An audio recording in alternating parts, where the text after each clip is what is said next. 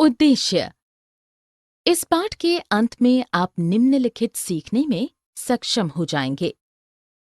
समय की आवश्यकताओं के अनुसार संविधान में कैसे संशोधन किया जा सकता है, इसे स्पष्ट करने में। यह वर्णन करने में कि संविधान किस प्रकार संशोधित किया जा चुका है, लेकिन यह फिर भी अखंड रहा है और इसकी बुनियादी अवधारणाओं में बदलाव नहीं आया है। संविधान के संरक्षण में न्यायपालिका की भूमिका का वर्णन करने में। संविधान की व्याख्या करने में। संविधान की उस दस्तावेज के रूप में चर्चा करने में जो विकसित होता रहता है और परिवर्तनों के प्रति अनुक्रियाशील है। संविधान एक अपरिवर्तित दस्तावेज या नहीं? संविधान एक जीवंत दस्तावेज है। भारत का संविधान 68 वर्ष पुराना है। 68 वर्ष पहले बनाए गए नियम और विनियम आज के समय में भी प्रयोज्य हैं। 68 वर्ष पूरे करने के पश्चात भी हमारा संविधान आज एक जीवंत दस्तावेज है, क्योंकि हमारा संविधान समाज के लिए आवश्यक परिवर्तनों को स्वीकार करता है। दूसरा, भारत का संविधान बेहद लचीला है। ऐसा इसलिए है क्योंकि न्यायपालिका ने बदलती आवश्यकताओं और परिस्थितियों के अनुरूप संविधान को विकसित किया है। उदाहरण, केशवानंद भारतीवाद में संपत्ति का अधिकार एक मौलिक अधिकार था, परंतु बाद में इसी सार्वजनिक हितों को समायोजित करने के लिए बदल दिया गया था। संविधान एक ऐसे दस्तावेज के रूप में कार्य करता है जिसे समय समय पर संशोधन और परिवर्तनों की आवश्यकता होती है। भारत का संविधान जड़ दस्तावेज नहीं है, इसलिए इसे बदला जा सकता है, लेकिन साथ ही इसे एक पावन और सभी सामान्य कानूनों से ऊपर माना जाता है। क्योंकि यह लोकतांत्रिक शासन के लिए सरकार का ढांचा भी प्रदान करता है, इसलिए भारत के संविधान को एक जीवंत दस्तावेज माना जाता है। संविधान में संशोधन कैसे करें? किसी संविधान को तभी लचीला कहा जाता है जब वह परिवर्तनों की अनुमति देता है और परिवर्तन प्रतिरोधी होने पर इसे कठोर या अनम्य कहा जाता है। भारतीय संविधान निर्माता भविष्य में आने वाले परिवर्तनों से परिचित थे, इसलिए उन्होंने पहले ही संशोधन की प्रक्रिया को इसमें सम्मिलित कर लिया था। संशोधन की 3 प्रक्रियाएं हैं: साधारण बहुमत, विशेष बहुमत, अनुच्छेद 368, अनुसमर्थन सही विशेष बहुमत, अनुच्छेद 368। साधारण बहुमत नए कानून को बनाने या मौजूदा कानूनों में बदलाव करने के लिए संसद में एक साधारण बहुमत की आवश्यकता होती है, जैसे राज्यों का गठन या राज्यों के क्षेत्र में परिवर्तन। ये परिवर्तन संवैधानिक नहीं है। साधारण बहुमत के लिए कुल उपस्थित सदस्यों के 50 से अधिक मतों की आवश्यकता होती है। उदाहरण के लिए, यदि 122 सदस्य उपस्थित हैं, तो कानून पारित करने के लिए 122/2 बराबर 61+1 बराबर 62 सदस्यों के समर्थन की आवश्यकता होगी। विशेष बहुमत, अनुच्छेद 368। अनुच्छेद 368 के अनुसार विशेष बहुमत में 2/3 सदस्यों के बहुमत की आवश्यकता होती है और सदन की कुल क्षमता के 50% से अधिक के मतदान की आवश्यकता होती है। अधिकांश संविधान संशोधन विधेयकों के लिए विशेष बहुमत की आवश्यकता होती है। उदाहरण के लिए, लोकसभा में 545 सदस्य हैं, इसलिए किसी विधेयक के समर्थन के लिए 545/2 बराबर 273 सदस्यों के समर्थन की आवश्यकता है, और यदि मतदान के दौरान 320 सदस्य उपस्थित थे, तब भी 273 सदस्यों की आवश्यकता है।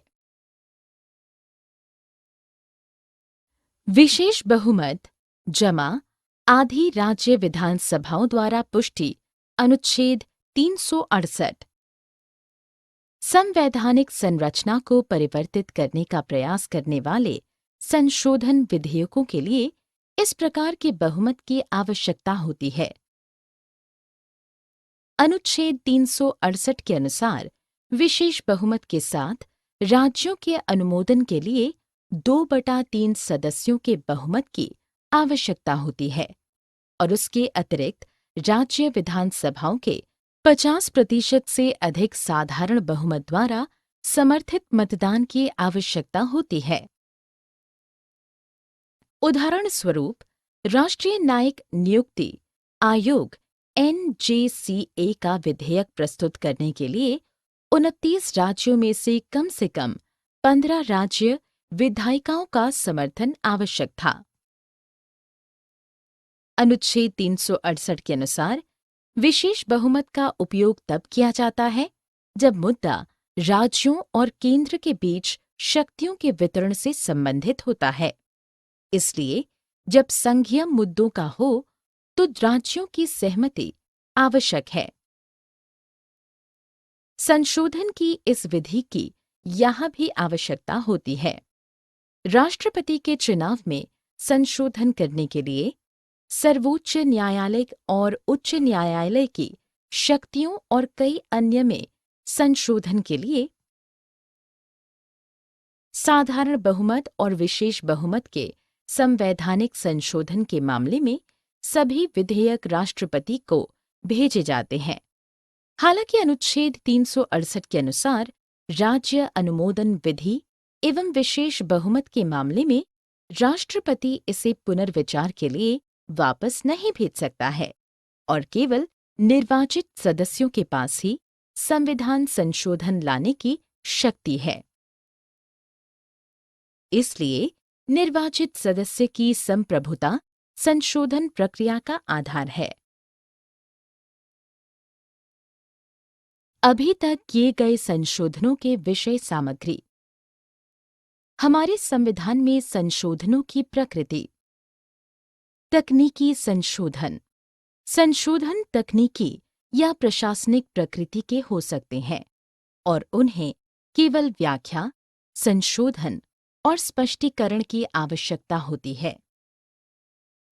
संशोधन केवल कानूनी अर्थों में किए जाते हैं और उनसे संविधान में कोई महत्वपूर्ण संशोधन नहीं होता है। उदाहरण के लिए, उच्च न्यायालय के न्यायाधीशों की आयु 60 से बढ़ाकर 62 की गई थी। मूल रूप से संविधान में केवल 10 वर्षों के लिए आरक्षण का प्रावधान था, परंतु तब से निरंतर संशोधनों के द्वारा इसे प्रत्येक 10 वर्ष के पश्चात संशोधनों से बढ़ाया जाता रहा है। अनुच्छेद 74(1) के अनुसार राष्ट्रपति को मंत्री परिषद के परामर्श का पालन करना होगा, परंतु वह परामर्श को पुनर्विचार के लिए भेज सकता है। इस संशोधन से संविधान के मूल संरचना से छेड़छाड़ नहीं हुई थी। व्याख्याएं। विभिन्न दृष्टिकोण।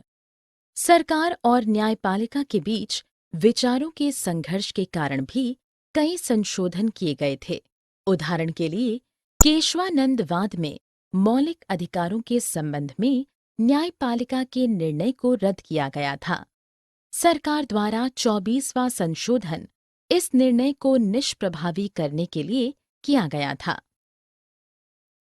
1970-75 के दौरान भारतीय सरकार राजनीतिक अशांति से गुजर रही थी, इसलिए विभिन्न व्याख्याओं के लिए कई संशोधन किए गए थे। संविधान की मूल संरचना और उसका विकास। संविधान की मूल संरचना के सिद्धांत का संविधान के विकास पर सदैव स्थायी प्रभाव पड़ा है। संविधान के विकास में केशवानंद भारतीवाद का योगदान निम्न प्रकार से है। न्यायपालिका ने संविधान में संशोधन के लिए संसद की शक्तियों पर कुछ सीमाएं निर्धारित की हैं और केवल उन्हीं संशोधनों को किया जा सकता है जो संविधान की मूल संरचना का उल्लंघन नहीं करते हों। संसद संविधान के किसी भी और सभी भागों को बदलने के लिए अधिकृत है, बशर्ते वे न्यायपालिका की सीमाओं के भीतर ही किए जाएं। न्यायपालिका के पास निर्णय लेने का अंतिम अधिकार है कि कोई संशोधन मूल संरचना का उल्लंघन करता है या नहीं। औपचारिक संशोधन के बिना भी न्यायपालिका और उसकी व्याख्या द्वारा संविधान में संशोधन किया गया है। सभी जीवंत दस्तावेज जैसे तर्क, चर्चा, प्रतिस्पर्धा और व्यवहारिक राजनीति 1973 से विकसित हुए हैं और अधिकतर मामलों में अदालत ने संविधान की मूल संरचना को ही विकसित किया है। एक जीवन दस्तावेज के रूप में संविधान। भारत के संविधान को एक जीवंत दस्तावेज के रूप में जाना जाता है क्योंकि यह एक जीवंत प्राणी की भांति समय समय पर उत्पन्न होने वाली स्थितियों और परिस्थितियों को स्वीकार करता है। इतने वर्षों के पश्चात भी संविधान में गतिशीलता, परिवर्तनों के प्रति अनुक्रियाशीलता और व्याख्याओं के लिए खुलेपन की क्षमता है, जिसके कारण यह प्रभावी रूप से कार्य कर रहा है। यह देश के लोकतंत्र के लिए बहुत ही महत्वपूर्ण है। भारत के लोकतंत्र को संविधान द्वारा संरक्षित किया गया है, लेकिन साथ ही संविधान नए प्रयोगों के लिए मार्ग प्रशस्त करता है।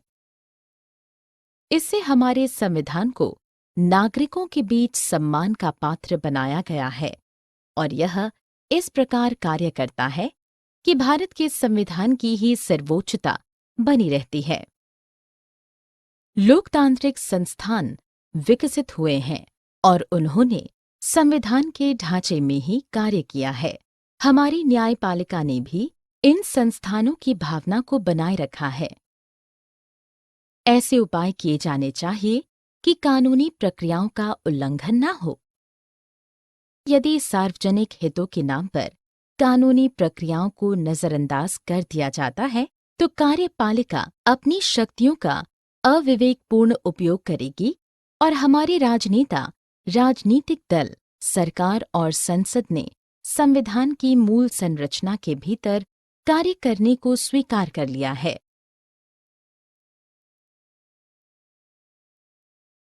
सारांश। हमने जो कुछ सीखा है उसे संक्षेप में दोहराएं। कोई संविधान लचीला कहा जाता है यदि यह परिवर्तनों के लिए खुला हो, और यदि यह परिवर्तनों का प्रतिरोध करता है तो इसे कठोर कहा जाता है। चूंकि हमारे संविधान निर्माता समय के साथ होने वाले परिवर्तनों के प्रति जागरूक थे, उन्होंने संशोधन की प्रक्रिया को संविधान में पहले ही सम्मिलित किया था। जब संविधान में संशोधन किया जाना है तो विशेष बहुमत की आवश्यकता होती है। यह उस सदन की कुल सदस्यता का बहुमत है और बहुमत के लिए संसद में उपस्थित और मतदान करने वाले सदस्यों की 2/3 संख्या से कम नहीं होगी। लोकसभा के 545 सदस्य हैं, इसलिए किसी विधेयक का समर्थन करने के लिए 545/2 बराबर 273 सदस्यों के समर्थन की आवश्यकता होगी, और यदि मतदान के समय 300 सदस्य उपस्थित थे तो इसके लिए भी 273 सदस्यों की आवश्यकता होगी। यह उस सदन की कुल सदस्यता का बहुमत है और यह बहुमत संसद में उपस्थित और मतदान करने वाले 2/3 सदस्यों से कम नहीं होगा। सरकार और न्यायपालिका की व्याख्याओं में विरोध के कारण भी कई संशोधन किए गए हैं। उदाहरण के लिए, केशवानंद भारती मामले में न्यायपालिका के निर्णय की मौलिक अधिकार अपरिवर्तनीय है को प्रभावहीन बनाने के लिए सरकार ने 24वां संशोधन पारित किया था। संशोधन तकनीकी या प्रशासनिक प्रकृति के हो सकते हैं और उन्हें केवल स्पष्टीकरण संशोधन और व्याख्या की आवश्यकता होती है।